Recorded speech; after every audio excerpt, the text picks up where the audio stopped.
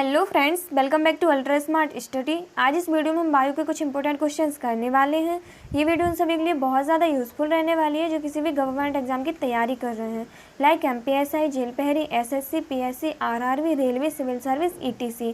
मैं इसमें आपको क्वेश्चन के साथ साथ कॉन्सेप्ट भी बताऊँगी जिससे आपके जो भी डाउट्स हैं वो क्लियर हो जाएंगे। और अगर फिर भी आपके कोई डाउट्स रह जाते हैं तो वो आप मुझसे कमेंट सेक्शन में कमेंट करके पूछ सकते हैं। हमारी 40 वीडियोज़ की सीरीज चल रही है और हम हर वीडियो में 15 क्वेश्चंस कंप्लीट करते आ रहे हैं। यह हमारी वीडियो का पार्ट 23 है और इससे रिलेटेड जो भी वीडियोज़ हैं उनकी लिंक मैंने आपको डिस्क्रिप्शन में दे दी है। आप वहाँ से जाकर उन वीडियोज़ को देख सकते हैं। तो चलिए शुरुआत करते हैं।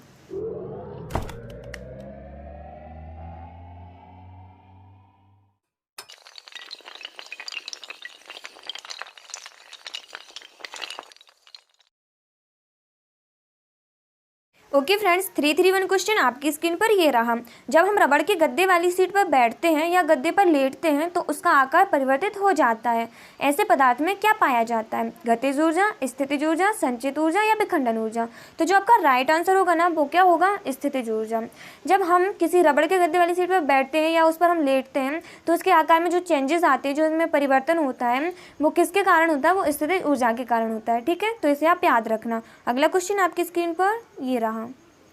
निम्नलिखित में से गतिज ऊर्जा नहीं है? चली हुई गोली में, बहते हुए पानी में, चलते हुए हथौड़े में या खींचे हुए धनुष में? तो जो आपका राइट आंसर होगा वो होगा आपका फोर्थ। क्या होगा? फोर्थ होगा। जो गतिज ऊर्जा होती है वो खींचे हुए धनुष में नहीं होती है। अगर हम बात करें गतिज ऊर्जा की तो व्हाट इज गतिज ऊर्जा? गतिज ऊर्जा होती क्या है? किसी भी पिंड की वह अतिरिक्त ऊर्जा जो उसके रेखीय वेग अथवा कोणीय वेग या दोनों के कारण होती है उसे हम गतिज ऊर्जा बोलते हैं। ठीक है, ये आप याद रखना। और जो गतिज ऊर्जा होती है ना, इसका मान, जिसकी यह गतिज ऊर्जा है, उस पिंड को ब्रह्मावस्था से उसके वेग तक त्वरित करने में किए गए कार्य के बराबर होती है। तो ये भी आप याद रखना। ठीक है, अगला क्वेश्चन आपकी स्क्रीन पर ये रहा। जब एक चल वस्तु की गति दुगनी हो जाती है तो उसकी गतिज ऊर्जा कितनी हो जाती है? दुगनी हो जाती है, चौगुनी हो जाती है, समान रहती है या 3 गुनी बढ़ जाती है? तो इसका आपका जो राइट आंसर होगा वो होगा आपका सेकंड, चौगुनी हो जाती है। जब एक चल वस्तु होती है अगर उसकी गति दोगुनी कर दी जाए तो उसकी जो गतिज ऊर्जा होती है ना वो चौगुनी हो जाती है। ठीक है, तो ये आप याद रखना। अगला क्वेश्चन आपकी स्क्रीन पर ये रहा। निम्नलिखित में से कौन सा नियम इस कथन को वैध ठहराता है कि द्रव्य का ना तो सृजन किया जा सकता है और ना ही विनाश? ऊर्जा संरक्षण का नियम, लेस सैटेलिए का नियम, द्रव्य संरक्षण का नियम या परासरण का नियम? तो आपका जो राइट आंसर होगा ना वो क्या होगा? वो होगा आपका फर्स्ट, ऊर्जा संरक्षण का नियम। जो द्रव्य होता है ना तो उसका सृजन किया जा सकता है ना उसका विनाश किया जा सकता है। ये ऊर्जा संरक्षण के नियम पर डिपेंड करता है। अगर हम बात करें ऊर्जा संरक्षण के नियम की तो ऊर्जा संरक्षण का नियम क्या होता है? किसी आयुक्त निकाय की कुल ऊर्जा समय के साथ नियत रहती है, अर्थात ऊर्जा का ना तो निर्माण संभव है और ना ही उसका विनाश। केवल उसका रूप जो होता है वो बदला जा सकता है, चेंज किया जा सकता है। इसी को हम ऊर्जा संरक्षण का नियम कहते हैं। ठीक है, तो इसे आप याद रखना। अगला क्वेश्चन आपकी स्क्रीन पर ये रहा। साइकिल चलाने वाला मोड़ लेते समय क्यों झुकता है? साइकिल और आदमी की गति समान होनी चाहिए वरना साइकिल फिसल जाएगी इसलिए, या वह झुकता है ताकि गुरुत्व केंद्र आधार के अंदर बना रहे, वह उसे गिरने से बचाएगा, या वह झुकता है ताकि वक्र मार्ग पर चलने के लिए पहियों पर दबाव डाला जा सके, या वह झुकता है ताकि वक्र को और तेजी से पार कर सके? तो इसका जो राइट आंसर होगा वो क्या होगा आपका? इसका राइट आंसर होगा आपका सेकेंड, वह झुकता है ताकि गुरुत्व केंद्र आधार के अंदर बना रहे, वह उसे गिरने से बचाएगा। ठीक है, तो इसे आप याद रखना। अगला क्वेश्चन आपकी स्क्रीन पर ये रहा। दूध से क्रीम निकालने में कौन सा बल लगता है? अपकेंद्रीय बल, अभिकेंद्रीय बल, उपकेंद्रीय बल या वाहबल? तो इसका जो आपका राइट आंसर होगा वो क्या होगा? वो होगा आपका फर्स्ट। जो दूध होता है ना उससे जब क्रीम निकाली जाती है तो उसमें कौन सा बल काम करता है? उसमें अपकेंद्रीय बल काम करता है। ठीक है, और अपकेंद्रीय बल होता क्या है? वह बल होता है जिसके कारण किसी गतिशील वस्तु में केंद्र से दूर भागने की प्रवृत्ति होती है। क्या होती है? दूर भागने की प्रवृत्ति होती है। यह वो आभासी बल होता है जो अभिकेंद्रीय बल के समान तथा विपरीत दिशा में कार्य करता है।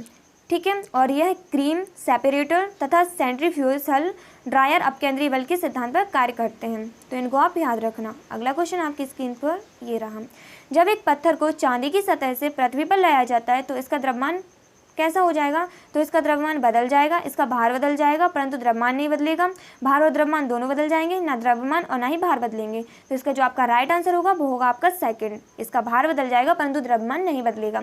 जब एक पत्थर को चांद की सतह से पृथ्वी पर लाया जाता है ना, तो उसका जो द्रव्यमान उसका जो भार होता है ना, वजन होता है, वो उसका बदल जाता है, लेकिन उसका जो द्रव्यमान रहता है वो नियत रहता है, वो वैसे ही रहता है, वो चेंज नहीं होता है। ठीक है, अगला क्वेश्चन आपकी स्क्रीन पर ये रहा।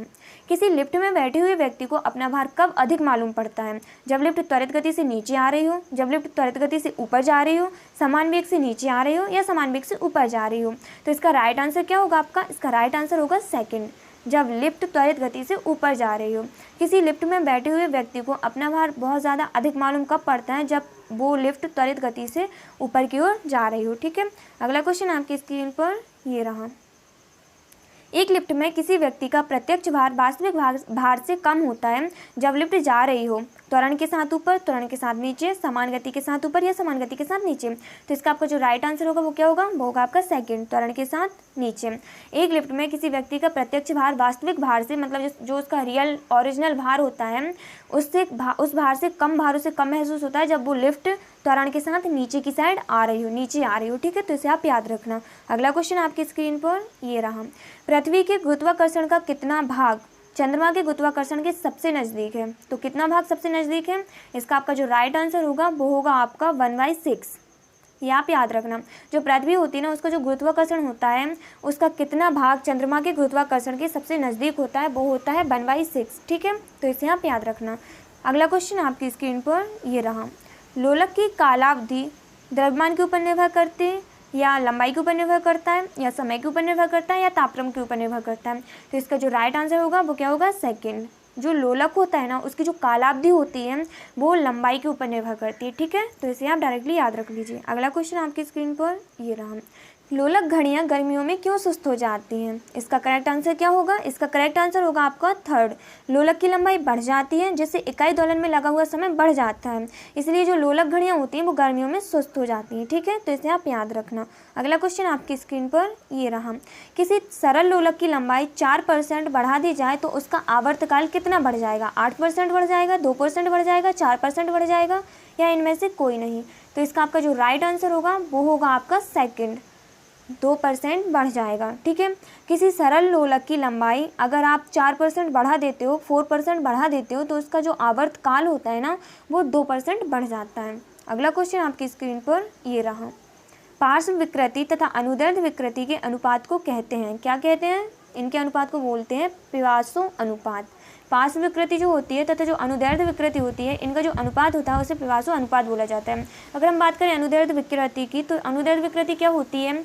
जब किसी वस्तु पर बाह्य अर्थात विरूपक बल आरोपित किया जाता है ना, तो वस्तु की जो लंबाई होती है उसमें परिवर्तन और वस्तु की प्रारंभिक लंबाई के अनुपात को अनुदैर्ध्य विकृति कहते हैं। ठीक है, तो इसे आप याद रखना। अगला क्वेश्चन आपकी स्क्रीन पर ये रहा। वर्षा की बूंद गोलाकार होती है सतही तनाव के कारण, वायु के वातावरणीय घर्षण के कारण, गोल पृथ्वी के गुरुत्वाकर्षण के कारण, या वर्षा जल की शांतता के कारण? तो इसका आपका जो राइट आंसर होगा वो होगा आपका फर्स्ट, सतही तनाव के कारण। ये फर्स्ट है, ये सेकंड है, ये थर्ड है, एंड ये फोर्थ है। ओके, जो पृष्ठ तनाव होता है ना, जो सतही तनाव होता है ना, उसके कारण जो वर्षा की बूंद होती है ना, वो गोलाकार होती है। अगर हम बात करें सतही तनाव की, तो व्हाट इज सतही तनाव? जो सरफेस टेंशन होती है वो क्या होती है? किसी द्रव की सतह या पृष्ठ का एक विशिष्ट गुण होता है। ठीक है, दूसरे शब्दों में अगर हम बोलें तो पृष्ठ तनाव के कारण ही द्रवों का पृष्ठ एक प्रकार की प्रत्यास्थता का गुण प्रदर्शित करता है। आप दोनों याद रख लीजिए, दोनों इंपॉर्टेंट हैं। ठीक है, ओके फ्रेंड्स, यहाँ पे हमारे 15 क्वेश्चंस कंप्लीट हो गए हैं। आई होप आपके लिए ये सेक्शन यूजफुल रहा होगा, हेल्पफुल रहा होगा। अगर आपको ये वीडियो पसंद आई है तो please like, share and subscribe. Bye bye, take care.